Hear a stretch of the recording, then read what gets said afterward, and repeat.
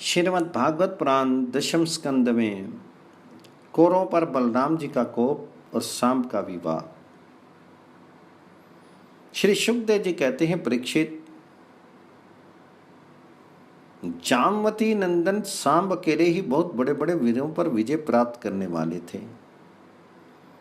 वे संबर में स्थित दुर्योधन की कन्या लक्ष्मणा को हर लाए। इससे कौरवों को बड़ा क्रोध हुआ। वे बोले, ये बालक बड़ा ढीठ है, देखो तो सही, इसने हम लोगों को नीचा दिखाकर बलपूर्वक हमारी कन्या का अपहरण कर लिया। वह तो इसे चाहती भी नहीं थी, अतः इस ढीठ को पकड़कर बांध लो। यदि यदुवंशी लोग रुष्ट भी होंगे तो वे हमारा क्या बिगाड़ लेंगे। वे लोग हमारे ही कृपा से हमारी दी हुई धन धान्य से परिपूर्ण पृथ्वी का भोग कर रहे हैं। यदि वे लोग अपने इस लड़के के बंदी होने का समाचार सुनकर यहाँ आएंगे तो हम लोग उनका सारा घमंड चूर चूर कर देंगे और उन लोगों के मिजाज वैसे ही ठंडे हो जाएंगे जैसे संयमी पुरुष के द्वारा प्राणायाम आदि उपायों से वश में की हुई इंद्रियां। ऐसा विचार करके कर्ण, छल, भूरिश्रवा, यज्ञकेतु और दुर्योधन आदि वीरों ने कुरुवंश के बड़े बूढ़ों की अनुमति ली तथा सांब को पकड़ लेने की तैयारी की। जब महारथी सांब ने देखा कि धृतराष्ट्र के पुत्र मेरा पीछा कर रहे हैं, तब एक सुंदर धनुष चढ़ाकर सिंह के समान अकेले ही रणभूमि में डट गए। इधर कर्ण को मुखिया बनाकर कौरव वीर धनुष चढ़ाए हुए सांब के पास आ पहुंचे और क्रोध में भरकर उनको पकड़ लेने की इच्छा से खड़ा रहे इस प्रकार ललकारते हुए बाणों की वर्षा करने लगे। यदुनंदन सांब अचिंत ऐश्वर्यशाली भगवान श्री कृष्ण के पुत्र थे। कौरवों के प्रहार से वे उन पर चिढ़ गए, जैसे सिंह तुच्छ हिरणों का प्रकर्म देखकर चिढ़ जाता है। सामने अपने सुंदर धनुष का टंकार करके कर्ण आदि 6 वीरों पर, जो अलग अलग 6 रथों पर सवार थे, 6 बाणों से एक साथ अलग अलग प्रहार किया। उनमें से 4 बाण उनके 4 घोड़ों पर, एक उनके सारथियों पर और एक उन महान धनुषधारी रथी वीरों पर छोड़ा। सांब के इस अद्भुत हस्त लाघव को देखकर विपक्षी वीर भी मुक्त कंठ से उनकी प्रशंसा करने लगे। इसके बाद उन 6 वीरों ने एक साथ मिलकर सांब को रथहीन कर दिया। 4 वीरों ने एक बाण से उनके 4 घोड़ों को मारा। एक ने सारथी को और एक ने सांब का धनुष काट डाला। इस प्रकार कौरवों ने युद्ध में बड़ी कठिनाई और कष्ट से सांब को रथहीन करके बांध लिया। इसके बाद वे उन्हें तथा अपनी कन्या लक्ष्मणा को लेकर जय मनाते हुए हस्तिनापुर लौट आए। परीक्षित, नारद जी से यह समाचार सुनकर यदुवंशियों को बड़ा क्रोध आया। वे महाराज उग्रसेन की आज्ञा से कौरवों पर चढ़ाई करने की तैयारी करने लगे। बलराम जी कलह प्रधान कलयुग के सारे ताप पाप को मिटाने वाले हैं। उन्होंने कुरुवंशियों और यदुवंशियों की लड़ाई झगड़े को ठीक नहीं समझा। यद्यपि यदुवंशी अपनी तैयारी पूरी कर चुके थे, फिर भी उन्होंने उन्हें शांत कर दिया और स्वयं सूर्य के समान तेजस्वी रथ पर सवार होकर हस्तिनापुर गए। उनके साथ कुछ ब्राह्मण और यदुवंश के बड़े बूढ़े भी गए। उनके बीच में बलराम जी की ऐसी शोभा हो रही थी मानो चंद्रमा ग्रहों से घिरे हुए हों। हस्तिनापुर पहुंचकर बलराम जी नगर के बाहर एक उपवन में ठहर गए और कौरव लोग क्या करना चाहते हैं इस बात का पता लगाने के लिए उन्हें उद्धव जी को धृतराष्ट्र के पास भेजा। उद्धव जी ने कौरवों की सभा में जाकर धृतराष्ट्र, भीष्म पितामह, द्रोणाचार्य, वाहनीक और दुर्योधन की विधि पूर्वक अभ्यर्थना वंदना की और निवेदन किया कि बलराम जी पधारे हैं। अपने परम हितैषी और प्रीतम बलराम जी का आगमन सुनकर कौरवों की प्रसन्नता की सीमा नहीं रही। वे उद्धव जी का विधि पूर्वक सत्कार करके अपने हाथों से मांगलिक सामग्री लेकर बलराम जी की आगवानी करने चले। फिर अपनी अपनी अवस्था और संबंध के अनुसार सब लोग बलराम जी से मिले तथा उनके सत्कार के लिए उन्हें गौ अर्पण की एवं अर्घ्य प्रदान किया। उनमें जो लोग भगवान बलराम जी का प्रभाव जानते थे, उन्होंने सिर झुकाकर उन्हें प्रणाम किया तदनंतर उन लोगों ने परस्पर एक दूसरे का कुशल मंगल पूछा और ये सुनकर कि सब भाई बंधु कुशल हैं, बलराम जी ने बड़ी धीरता और गंभीरता के साथ ये बात कही। सरसम्मर्थ राज अधिराज महार उग्रसेन ने तुम लोगों को एक आज्ञा दी है, उसे तुम लोग एकाग्रता और सावधानी के साथ सुनो और अविलंब उसका पालन करो। उग्रसेन जी ने कहा है, हम जानते हैं कि तुम लोगों ने कईयों ने मिलकर अधर्म से अकेले धर्मात्मा शाम को हरा दिया और बंदी कर लिया है। ये सब हम इसलिए सह लेते हैं कि हम संबंधियों में परस्पर फूट ना पड़े, एकता बनी रहे। अतः अब झगड़ा मत बढ़ाओ, शाम को उसकी नववधू के साथ हमारे पास भेज दो। परीक्षित, बलराम जी की वाणी वीरता, शूरता और बल पुरुष के उत्कर्ष से परिपूर्ण और उनकी शक्ति के अनुरूप थी। ये बात सुनकर कुरुवंशी क्रोध से तिलमिला उठे। वे कहने लगे, ओहो, ये तो बड़े आश्चर्य की बात है। सचमुच काल की चाल को कोई टाल नहीं सकता। तभी तो आज पैरों की जूती उस सिर पर चढ़ना चाहती है जो श्रेष्ठ मुकुट से शोभित है। इन यदुवंशियों के साथ किसी प्रकार हम लोगों ने विवाह संबंध कर लिया।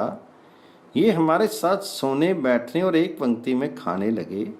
हम लोगों ने भी इन्हें राज सिंहासन देकर राजा बनाया और अपने बराबर बना दिया। ये यदुवंशी चंवर, पंखा, शंख, श्वेत छत्र, मुकुट, राज सिंहासन और राजोचित शैया का उपभोग इसलिए कर रहे हैं कि हमने जानबूझकर इस विषय में उपेक्षा कर रखी है। बस अब हो चुका। यदुवंशियों के पास अब राज चिन्ह रहने की आवश्यकता नहीं, उन्हें उससे छीन लेना चाहिए। जैसे सांप को दूध पिलाने वाले के लिए ही घातक है, वैसे ही हमारे दिए हुए राज चिन्हों को लेकर वे यदुवंशी हमसे ही विपरीत हो रहे हैं। देखो तो भला, हमारे ही कृपा प्रसाद से तो उनकी बढ़ती हुई, और अब ये निर्लज्ज होकर हम ही पर हुक्म चलाने लगे हैं। शोक है, शोक है। जैसे सिंह का ग्रास कभी भेड़ा नहीं छीन सकता, वैसे ही यदि भीष्म, द्रोण, अर्जुन आदि कौरव वीर जानबूझकर ना छोड़ दें, ना दे दें, तो स्वयं देवराज इंद्र भी किसी वस्तु का उपयोग कैसे कर सकते हैं। श्री सुखदेव जी कहते हैं, परीक्षित, कुरुवंशी अपनी कुलीनता, बांधों, परिवार वालों, भीष्म आदि के बल और धन संपत्ति के घमंड में चूर हो रहे थे। उन्होंने साधारण शिष्टाचार की भी परवाह नहीं की और वे भगवान बलराम जी को इस प्रकार दुर्वचन कहकर हस्तिनापुर लौट गए। बलराम जी ने कौरवों की दुष्टता, अशिष्टता देखी और उनके दुर्वचन भी सुने। अब उनका चेहरा क्रोध से तमतमा उठा। उस समय उनकी ओर देखा तक नहीं जाता था। वे बार बार जोर जोर से हंसकर कहने लगे, सच है, जिन दुष्टों को अपनी कुलीनता, बल, पुरुष और धन का घमंड हो जाता है, वे शांति नहीं चाहते। उन्हीं को दमन करने का रास्ता कर लाने का उपाय समझाना बुझाना नहीं, बल्कि दंड देना है। ठीक वैसे ही जैसे पशुओं को ठीक करने के लिए डंडे का प्रयोग आवश्यक होता है। भला देखो तो सही, सारे यदुवंशी और श्री कृष्ण भी क्रोध से भरकर लड़ाई के लिए तैयार हो रहे थे। मैं उन्हें शनै शनै समझा बुझाकर इन लोगों को शांत करने के लिए, सुलह करने के लिए यहाँ आया, फिर भी ये मूर्ख ऐसी दुष्टता कर रहे हैं। इन्हें शांति प्यारी नहीं, कलह प्यारी है। ये इतने घमंडी हो रहे हैं कि बार बार मेरा तिरस्कार करके गालियां बक रहे हैं। ठीक है भाई, ठीक है, पृथ्वी के राजाओं की तो बात ही क्या, त्रिलोकी के स्वामी इंद्र लोकपाल जिनकी आज्ञा का पालन करते हैं, वे उग्रसेन राज अधिराज नहीं हैं। वे तो केवल भोज, वृष्णि और अंधक वर्षी यादवों के ही स्वामी हैं। क्यों? जो सुधर्मा सभा को अधिकार में करके उसमें विराजते हैं और जो देवताओं के वृक्ष पारिजात को उखाड़ कर ले आते और उसका उपभोग करते हैं, वे भगवान श्री कृष्ण भी राज सिंहासन के अधिकारी नहीं हैं। अच्छी बात है, सारे जगत की स्वामिनी भक्ति लक्ष्मी स्वयं जिनके चरण कमलों की उपासना करते रहते हैं, वे लक्ष्मीपति भगवान श्री कृष्ण छत्र चवर आदि राजोचित सामग्रियों को नहीं रख सकते। ठीक है भाई, जिनके चरण कमलों की धूल संत पुरुषों के द्वारा सेवित गंगा आदि तीर्थों को भी तीर्थ बनाने वाली है, सारे लोकपाल अपने अपने श्रेष्ठ मुकुट पर जिनके चरण कमलों की धूल धारण करते हैं, ब्रह्मा शंकर मैं और लक्ष्मी जी जिनकी कला की भी कला हैं और जिनके चरणों की धूल सदा सर्वदा धारण करते हैं, उन भगवान श्री कृष्ण के लिए भला राज सिंहासन कहाँ रखा है। बेचारे यदुवंशी तो कौरवों का दिया हुआ पृथ्वी का एक टुकड़ा भोगते हैं।